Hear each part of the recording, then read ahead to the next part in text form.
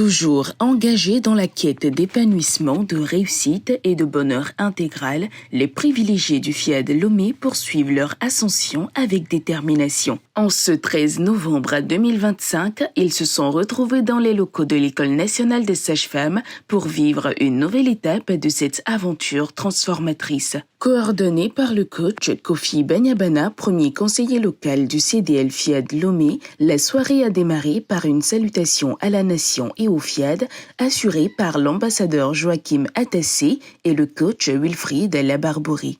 Togo les biens, bâtissons la cité.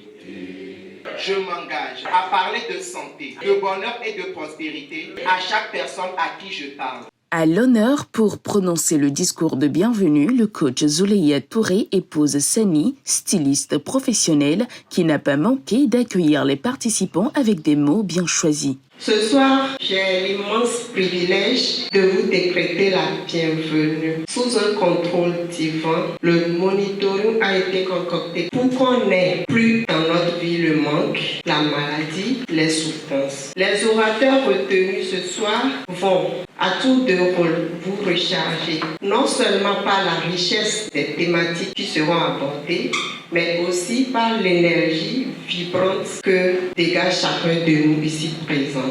Le programme s'est ensuite déroulé pas à pas, ouvrant la voie à la phase des exhortations. Dieu ne bénit pas les intentions, il bénit les actions. C'est autour de ce thème que la première intervention de la présidente nationale du FIAD Togo, le coach Claudine Ekakbo, a pris tout son sens. Les bonnes intentions ne suffisent pas, il faut les mettre en œuvre. Un vieil homme avait reçu un sac plein de semences.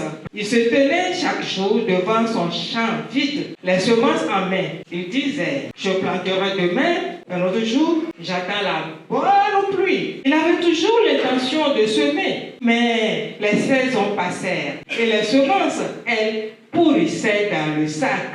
Un jour, un jeune voisin prit quelques graines de son propre sac, les jeta dans un sol sec, mais il les arrosa avec foi. Au bout d'un temps, des pousses sortirent. Le vieil homme regarda triste et dit, « Moi aussi, j'avais de bonnes intentions, j'avais de bonnes semences. » Le jeune répondit, « Dieu n'a jamais béni nos sacs fermés. Il bénit les graines qu'on ose semer. » Dieu bénit les actions, pas les intentions.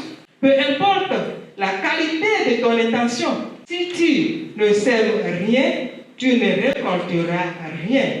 Lors de la deuxième exhortation conduite par le coach Jean-Claude Bissinou, opérateur économique, les participants ont été interpellés sur la puissance de commencer. Le monde n'est pas façonné par ceux qui attendent que tout soit parfait, mais par ceux qui osent faire le premier pas, même tremblant, même incertain. Car le véritable pouvoir n'est pas dans la possession, mais dans l'action. Commencer, c'est refuser la peur. C'est dire à la vie, je me lève, je crois et j'avance. Quand tu réfléchis, rien ne bouge. Mais dès que tu bouges, tu commences à réfléchir autour de toi.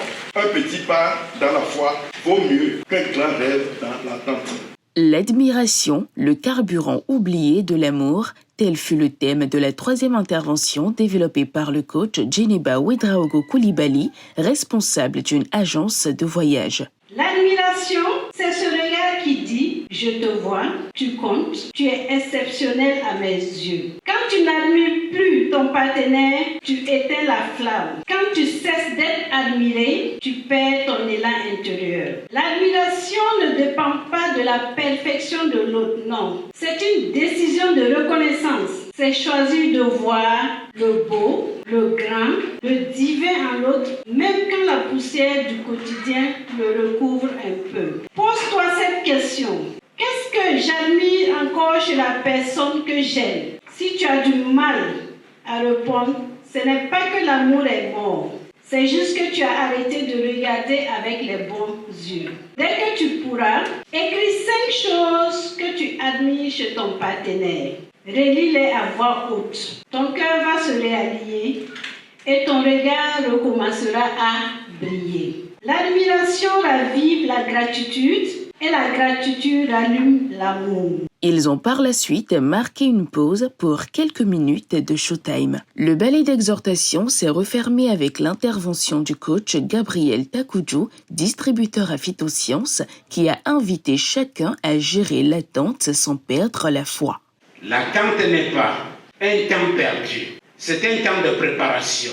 L'attente, c'est comme la graine sous la terre. Quand tu la plantes, tu ne vois rien pendant un moment. Tu pourras croire qu'il ne se passe rien. Mais sous la terre, la vie travaille. Les racines se forment, la structure se met en place. L'attente, c'est exactement ça. 3 clés pour gérer l'attente sans perdre la foi. Décale ton regard du quand au pourquoi. Parce qu'avant de te donner la bénédiction, Dieu veut faire de toi la personne capable de la porter. 2e clé, reste fidèle à tes routines pendant ce temps d'attente. Dieu bénit la constance. 3e clé, remplace l'impatience par la gratitude. Juste après, les participants ont été conduits dans un appel à contribution assuré par le coach Catherine Palanga, épouse Agondé Pali, entrepreneur. Le Proverbe chapitre 11, verset 24 dit « Certains donnent beaucoup et deviennent plus riches. D'autres gardent trop pour eux et deviennent pauvres. » Chers amis, c'est le moment de faire un choix. Veux-tu devenir riche ou devenir pauvre? C'est le moment. Chassons les sentiments de manque d'argent et invoquons en nous l'afflux d'argent. Les entrées d'argent vont venir nous galvaniser. Ils ont enchaîné avec un puissant atelier de programmation guidé par le coach Mariam Sami, journaliste à Coaching TV. Pour revigorer le corps, un cocktail a été servi à tous.